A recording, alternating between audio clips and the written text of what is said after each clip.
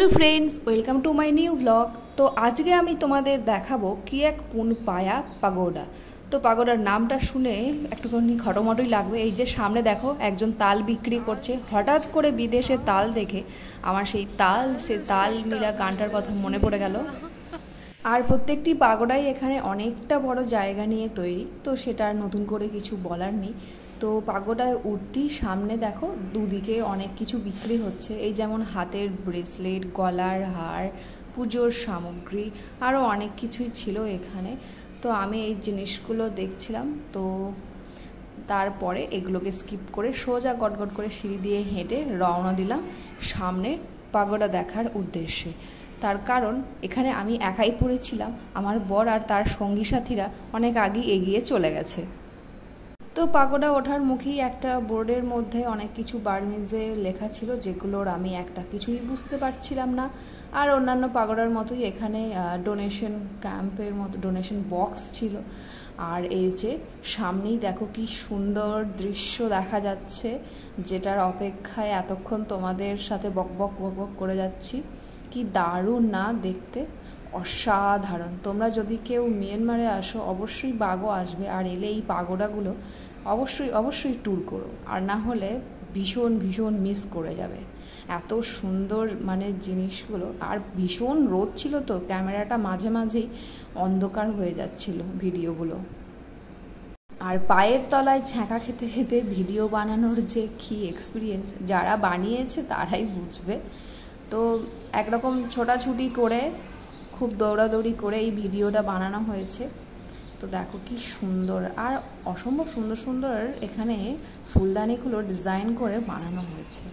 আর বুদ্ধ মূর্তিগুলো তো বলতেই হবে না, কি দারুণ সুন্দর। বুদ্ধ মূর্তির হাতের নখ, পায়ের নখগুলো ভীষণ ভালো। আর তার মাঝখানে এই ছোট ছোট রুম করা আছে, এগুলো জানি না কি কারণে করা আছে। তো যাই হোক, রোদ থেকে এটাকে একটু রিলিফ করা যাচ্ছিল, মানে এটার উপর দিয়ে হেঁটে কিছুটা রাস্তা একটু পার করা যাচ্ছিল, আর না হলে তো একদম এই মার্বেলের শানগুলো ছিল, তো ভীষণ পায়ে ছ্যাঁকা লাগছিল।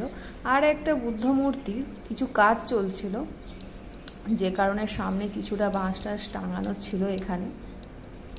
আর সামনেই কিছু বড় বড় গাছপালা ছিল, যেটার ছায়ার মধ্যে দিয়ে চলার চেষ্টা করছিলাম, যাতে করে কিনা পায়ের তলায় ফোসকাটা একটু কম পড়ে। আর এই যে এই সামনে বুদ্ধ মূর্তিটি এবার ভালোভাবে বোঝা যাচ্ছে যে এটার এখনও কিছু কাজ চলছে, তো যে কারণে এটার সামনে কিছু কাঠির কাপড় দিয়ে মোড়ানো আছে। আর এই যে ছোট্ট মতন একটা মন্দির আছে।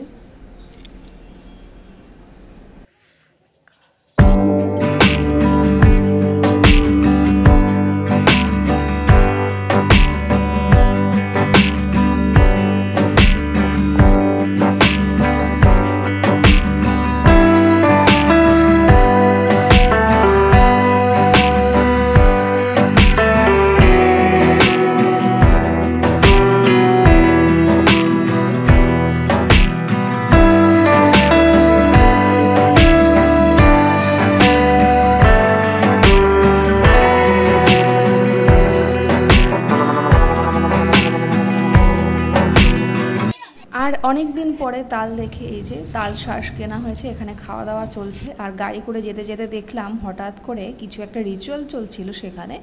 এই যে হাতির পিঠে চেপে কিছুজন পরিক্রমা করছেন, তো আমাদের ড্রাইভার আঙ্কেল আমাদের কিছু বোঝানোর চেষ্টা করলেন। যাই হোক, দেখতে খুবই সুন্দর লাগছিল। সব বার্মিজে বস্ত্র পরিধান করে, মাথায় ছাতা নিয়ে সব পরিক্রমায় বেরিয়েছেন হাতির পিঠে চেপে। বেশ সুন্দর লাগছিল দেখতে। অনেকে আবার বক্স টক্স বাজিয়ে যাচ্ছিল। তারা সামনেই কোনো একটা পাগোডায় যাবে। তো যাই হোক, আজকের ভিডিওটি তাহলে এখানেই শেষ করছি। ফিরে আসছি অন্য একদিন নতুন একটি ভিডিও নিয়ে।